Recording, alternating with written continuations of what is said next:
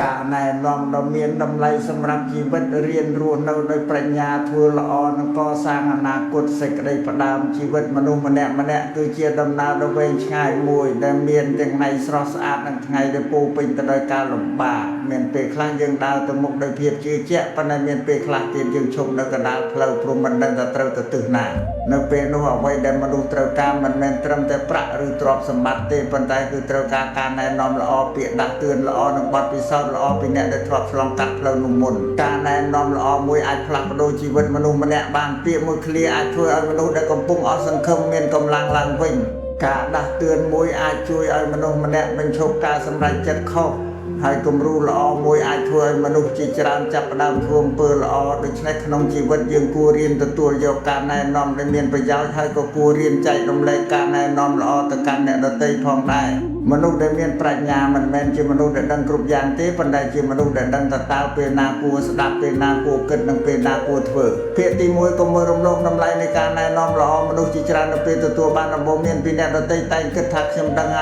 เปียนี้มือเตาธรรมดาปนจุนการวิไอบัตเวียมันเอาปรัญญาทำไมโจมมาขนมชีวิตระบายยืงมนุษย์ได้เมียนบัตปีศาจอาจมือเคยเอาไว้ได้ยืงมันตอนมือเคยมนุษย์ได้ทลอบเถื่อเขาอาจปราบยืงถ้าตาเพลานากูจีเวียงมนุษย์ได้ทลอบจูบการลมบาอาจปราบยืงปีวิธีโชลังวิงโดยฉะนั้นกรมปริญญาปะได้ใส่เปลี่ยนนายน้องได้กรณียืงมันโจจัดวีปันแต่การสดับมันเมียนได้ท่าเติมเชื่อกรุบยางโดยเมียนการเกิดโนตีมนุษย์ฉลาดคือสดับโดยบาดเจ็บบรรทอมาพิจารณาโดยปริญญาเอาไว้ได้ละอโยมอนุวัตเอาไว้ได้มันซ้ำสอบตุกเกี่ยวบัดปีศาจ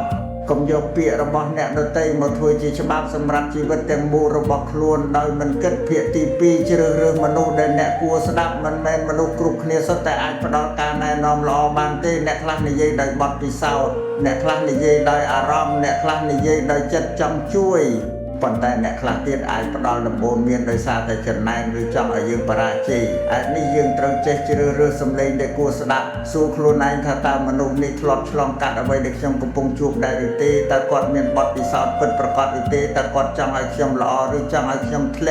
แต่การแนะนำนี้อาจช่วยชมระยะเปรียวเวงหรือกรอนแต่ทัวชมเมียนอารมณ์ละอมือเพลดการสู้สำนวนแต่นี้อาจช่วยยืมมาทะเลโจขนมการแนะนำได้เมียนกรุธนาเพียตีใบกลมคลายการิคนได้เมียนประยาวมนุษย์จีจรานโจจัดสดับแต่เปียสสาปันได้มันโจจัดสดับเปียริคนเป็นกิสสายังมีอารมณ์ตะครุนไอละอเป็นกิปรับกำเฮายังไอมีอารมณ์ตะกิมันกรุบยังปันเป็นคลาเปียริกุลได้สมอตรองมีดำลายเชียงเปียสสาได้เมียนในมนุษย์ได้เห็นปรับยังถ้าจำนวนนี้เนี่ยกำปงทั่วข้ออาชีพมนุษย์ได้กำปงช่วยการเปียนากุฎระบอบยังกูจอมจำทานเนี่ยได้ปรับยืงปีกำเฮามันแมนแต่งแต่เชียสตรูเตให้เนี่ยได้สสายืงมันแมนแต่งแต่ยิมเตเอาไว้ได้สำคัญคือตรมือตะเลยเจตนาในการเปิดเพียตีบวนเรียนปีกำเฮาระบบล้วนมนุษย์กรุบเนี่ยสแต่อาจถูกขอบกำเฮามันแมนเรื่องได้กูอ้อยอามาบำพอเตเอาไว้ได้กูสาวสได้คือถวยกำเฮาระได้แต่ได้มันโปรมเรียนปีวีประสันมายังทลอบปราชัยขนมการเงียสมสู่ครูนายทายไว้บางเจปราชัยประสันมายังทลอบบัดบังมนุษย์สำคัญสมกึศถาตายังบางถวยไว้ข้อประสันมายังทลอบขาดบังประสมศึกษาถาตาการสำรัจจัดนาได้มันตรำเตรกลมจำนายเป็นมวยชีวิตสดายบรรทุกล้วนไอโจโยกำหอถวยจีครูมนุษย์ได้เรียนปีกำหอนังเรียนปรัญญาการแต่จราเพียตีปรามกลมเปรียบเทียบชีวิตระบอนเนี่ยจมวยเนี่ยดเตยมนุษย์มันเนี่ยเรียนเพลชีวิตเขาเนียมนุษย์มันเนี่ยอาจจะตัวบ้านจุกใจในอายุมาเพยชนะมันเนี่ยเตียนอาจจะตัวบ้านในอายุ40 ชนะมันเนี่ยอาจเมียนแต่ทงมันเนี่ยเตียนอาจเมียนแต่แต่โต้ปันไดเมียนครัวซาได้เมียนสเปรมงกุลยืงมันอายุในละอบงพอดในชีวิตเนี่ยดเตยมาเปรียบเทียบจมวยในลำบากบงพอดในชีวิตครูนายบานตีการเปรียบเทียบจรานไปทั่วจัดมันสงบโจเปรียบเทียบครูนายจมวยครูนายการปีมาสลมัน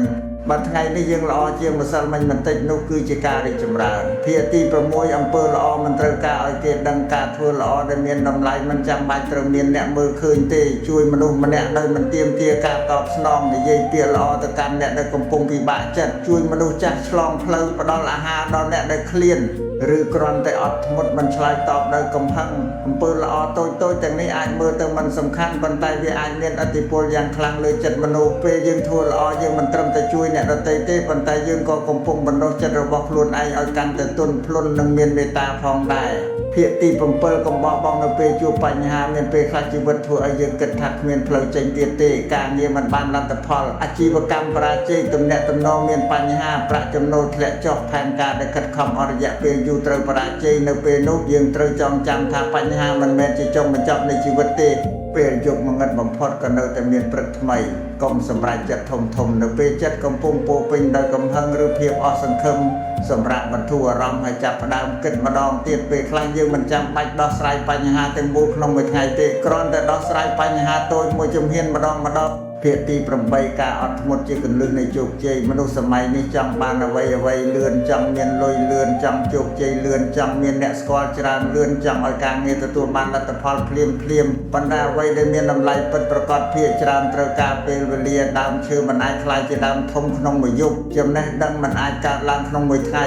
ជំនាញមិនអាចកើតឡើងដោយគ្រាន់តែចង់បានត្រូវដាំគ្រាប់ពូជថែទាំវាស្រោចទឹកឲ្យរងចាំជីវិតក៏ដូចគ្នាភាគទី9រៀនគ្រប់គ្រងអារម្មណ៍កំហឹងអាចធ្វើឲ្យមនុស្សឆ្លើយពាក្យទៅពេលក្រោយសោកស្ដាយការភ័យខ្លាចអាចធ្វើឲ្យមនុស្សបោះបង់ឱកាសការចំណែនអាចធ្វើឲ្យមនុស្សមើលមិនឃើញតម្លៃរបស់ខ្លួនការសោកសៅអាចធ្វើឲ្យយើងគិតថាជីវិតគ្មានន័យអារម្មណ៍មិនមែនជាសត្រូវទេប៉ុន្តែយើងត្រូវរៀនកាន់ចង្កូតជីវិតរបស់ខ្លួនមិនឲ្យអារម្មណ៍កាន់ចង្កូតជំនួសយើងមុននឹងនិយាយអ្វីនៅពេលខឹងសូមឈប់បន្តិចមុននឹងសម្រេចចិត្តនៅពេលភ័យសូមគិតឡើងវិញមុននឹងចំណែនអ្នកដទៃសូមមើលអ្វីដែលខ្លួនមានភាគទី10គ្រួសារគឺជាទ្រព្យសម្បត្តិដ៏មានតម្លៃមនុស្សជាច្រើនខិតខំរកប្រាក់ពេញមួយជីវិតប៉ុន្តែពេលខ្លះភ្លេចថាមូលហេតុដែលខ្លួនខិតខំគឺដើម្បីឲ្យមនុស្សជាទីស្រឡាញ់មានជីវិតល្អប្រាក់អាចទិញផ្ទះប៉ុន្តែมันអាចទិញភាពកក់ក្ដៅក្នុងគ្រួសារប្រាក់អាចទិញគ្រែប៉ុន្តែมันអាចទិញការគេងលក់ដោយចិត្តស្ងប់ប្រាក់អាចទិញអាហារប៉ុន្តែมันអាចទិញការជួបជុំគ្នាដោយសេចក្តីស្រឡាញ់បានទេដូច្នេះគម្រោងចាំដល់ថ្ងៃដែលមានពេលទើបនិយាយជាមួយឪពុកម្ដាយគម្រោងចាំដល់ពេលមានបញ្ហាទើបនឹកឃើញគ្រួសារពេលវេលាដែលយើងមានជាមួយមនុស្សជាទីស្រឡាញ់គឺជាទ្រព្យសម្បត្តិដែលมันអាចទិញត្រឡប់មកវិញបានភាគទី11ចេះអរគុណចំពោះអ្វីដែលមានមនុស្សដែលតែងតែគិតថាខ្ញុំមិនទាន់មានគ្រប់គ្រាន់នឹងរស់នៅក្នុងភាពខ្វះខាតជានិច្ចប៉ុន្តែមនុស្សដែលចេះអរគុណនឹងមើលឃើញថាខ្លួនមានអ្វីជាច្រើនដែលអ្នកដទៃកំពុងប្រាថ្នាមានសុខភាពល្អគឺជារឿងដែលគួរអរគុណមានមនុស្សស្រឡាញ់គឺជារឿងដែលគួរអរគុណមានឱកាសធ្វើការរកចំណូលគឺជារឿងដែលគួរអរគុណមានព្រឹកថ្មីឲ្យចាប់ផ្ដើមគឺជាអំណោយដ៏មានតម្លៃការអរគុណមិនមានន័យថាយើងឈប់អភិវឌ្ឍខ្លួនទេវាមានន័យថាយើងខិតខំទៅមុខខណៈពេលដែលយើងក៏មិនមើលរំលងអ្វីដែលមានស្រាប់ភាគទី12កុំភ្លេចថាជីវិតមានកំណត់មនុស្សគ្រប់គ្នាដឹងថាជីវិតមិនអស់កលជានិច្ចទេប៉ុន្តែមនុស្សជាច្រើនរស់ដូចជាមានពេលគ្មានទីបញ្ចប់យើងពន្យាពេលនិយាយពាក្យស្រឡាញ់យើងពន្យាពេលសុំទោសយើងពន្យាពេលធ្វើអំពើល្អយើងពន្យាពេលធ្វើអ្វីដែលខ្លួនស្រឡាញ់ប៉ុន្តែយើងមិនដឹងថាថ្ងៃស្អែកនឹងមកដល់ឬអត់ដូច្នេះប្រសិនបើមានអ្វីល្អដែលអាចធ្វើបានថ្ងៃនេះចូលធ្វើវាប្រសិនបើមានមនុស្សដែលគួរនិយាយថាអរគុណចូលនិយាយប្រសិនបើមានមនុស្សដែលគួរនិយាយថាសុំទោសចូលនិយាយប្រសិនបើមានមនុស្សដែលយើងស្រឡាញ់ចូលបង្ហាញសេចក្តីស្រឡាញ់នៅពេលដែលនៅមានឱកាសភាគទី13កុំឲ្យការបរាជ័យកំណត់អត្តសញ្ញាណរបស់អ្នកការបរាជ័យមួយមិនមានន័យថាអ្នកជាមនុស្សបរាជ័យទាំងមូលទេការបាត់បង់ការងារមិនមានន័យថាអ្នកគ្មានសមត្ថភាពការបរាជ័យក្នុងអាជីវកម្មមិនមានន័យថាអ្នកមិនអាចជោគជ័យម្ដងទៀតការបែកបាក់ក្នុងទំនាក់ទំនងមិនមានន័យថាអ្នកមិនសមនឹងទទួលបានសេចក្តីស្រឡាញ់យើងត្រូវបែងចែករវាងអ្វីដែលកើតឡើងចំពោះយើងនិងអ្វីដែលយើងជាមនុស្សបញ្ហាអាចកើតឡើងប៉ុន្តែវាមិនត្រូវខ្លាចជាអត្តសញ្ញាណរបស់យើងឡើយភាគទី14កុំបោះបង់ការរៀនមិនមានទីបញ្ចប់នៅថ្ងៃដែលយើងចេញពីសាលាយើងអាចរៀនពីសៀវភៅរៀនពីមនុស្សរៀនពីការងាររៀនពីកំហុសរៀនពីការធ្វើដំណើររៀនពីការបរាជ័យនិងរៀនពីការស្ដាប់មនុស្សដែលបន្តរៀននិងបន្តរីកចម្រើនសូម្បីតែការរៀនតិចតួចក្នុងមួយថ្ងៃក៏អាចក្លាយជាចំណេះដឹងដ៏ធំមួយនៅពេលកន្លងទៅភាគទី15ចូលធ្វើអ្វីដែលមានន័យមិនមែនអ្វីទាំងអស់ដែលអាចធ្វើបានសុទ្ធតែគួរធ្វើនោះទេជីវិតមានពេលវេលាកំណត់ដូច្នេះយើងត្រូវជ្រើសរើសថាតើអ្វីគួរឲ្យយើងចំណាយពេលតើការងារនេះមានន័យសម្រាប់យើងទេតើទំនាក់ទំនងនេះធ្វើឲ្យយើងក្លាយជាមនុស្សល្អជាងមុនទេតើអ្វីដែលយើងកំពុងធ្វើមានប្រយោជន៍ដល់អ្នកដទៃទេប្រសិនបើចម្លើយគឺបាទឆ្លាស់ចាននោះគួរតែបន្ត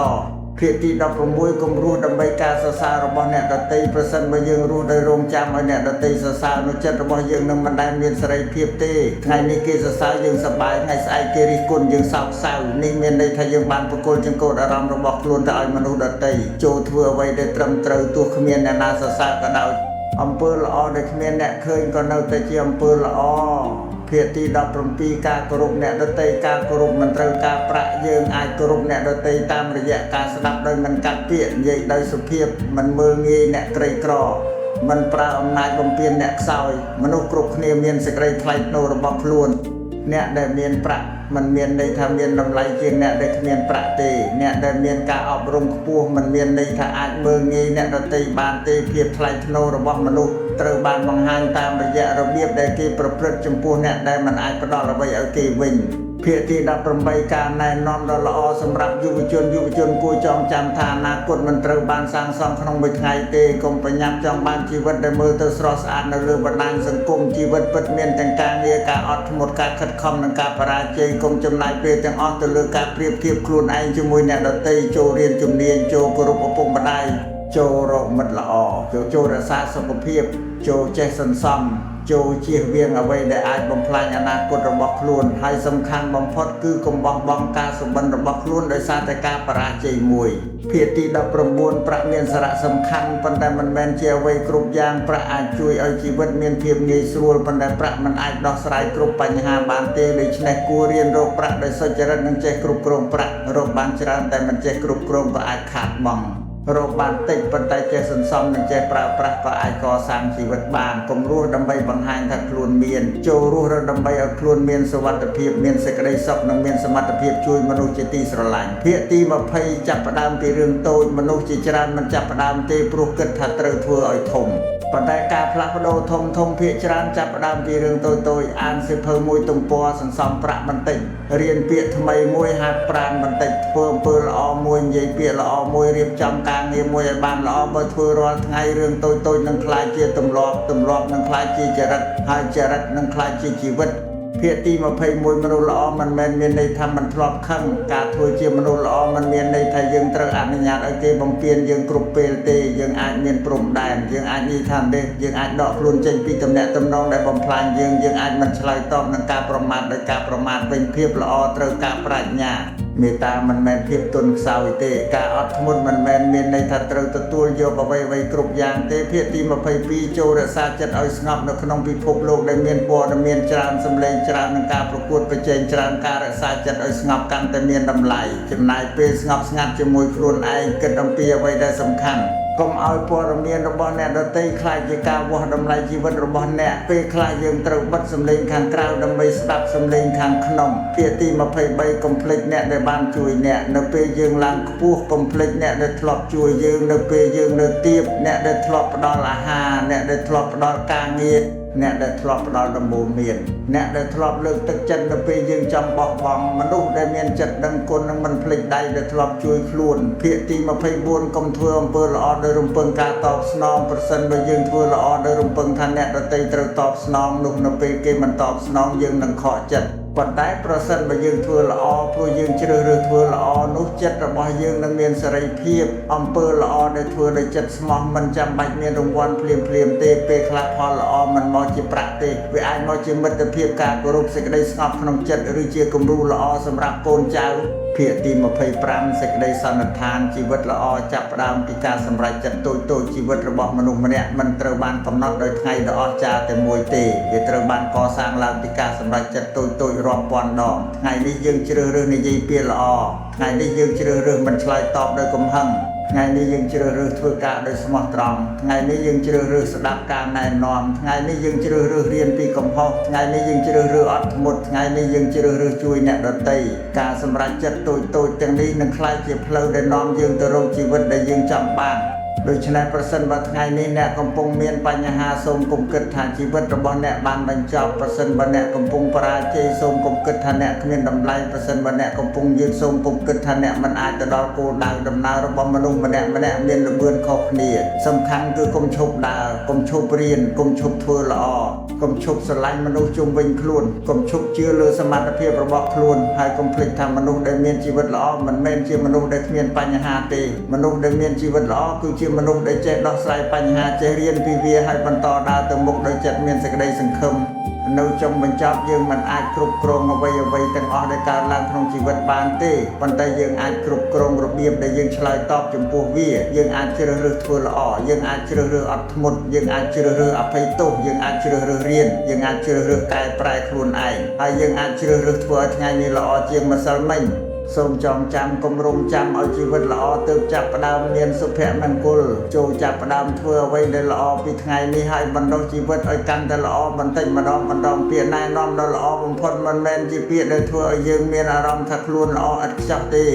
ពាក្យគឺជាពាក្យដែលជួយឲ្យយើងមើលឃើញកំហុសរបស់ខ្លួនមានកម្លាំងកែប្រែនិងមានប្រាជ្ញាដើរទៅមុខដូច្នេះចាប់ពីថ្ងៃនេះតទៅសូមរស់ដោយមានការគិតធ្វើការដោយស្មោះត្រង់និយាយដោយមេត្តាស្ដាប់ដោយប្រាជ្ញាអត់ធ្មត់នៅពេលលំបាកអរគុណនៅពេលមានចែករំលែកនៅពេលអាចហើយធ្វើអំពើល្អទោះគ្មានអ្នកណាមើលឃើញក៏ដោយព្រោះនៅទីបំផុតអ្វីដែលធ្វើឲ្យជីវិតរបស់យើងមានតម្លៃមិនមែនជាចំនួនទ្រព្យសម្បត្តិដែលយើងប្រមូលបានទេប៉ុន្តែជាចំនួនមនុស្សដែលយើងបានជួយចំនួនបេះដូងដែលយើងបានផ្ដល់កម្លាំងនិងស្នាមញញឹមដែលយើងបានបង្កើតនៅក្នុងជីវិតរបស់អ្នកដទៃរស់ឲ្យមានន័យធ្វើល្អឲ្យបានច្រើនរៀនឲ្យបានរាល់ថ្ងៃហើយកុំបោះបង់ក្តីសង្ឃឹមនេះហើយជាការណែនាំដ៏សាមញ្ញប៉ុន្តែអាចក្លាយជាគ្រឹះដ៏រឹងមាំសម្រាប់ជីវិតដ៏មានតម្លៃ